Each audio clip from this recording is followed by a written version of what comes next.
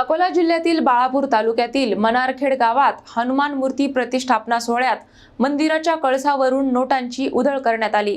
नोटा वेचण्यासाठी भाविकांनी मोठी झुंबड उडवल्याचे पाहायला मिळाले।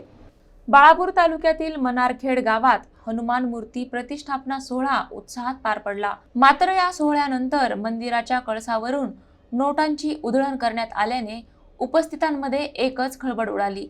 मंदिराच्या कळसावरून 10, 20 आणि 50 रुपयांच्या हजारो नोटा उधळण्यात आल्या।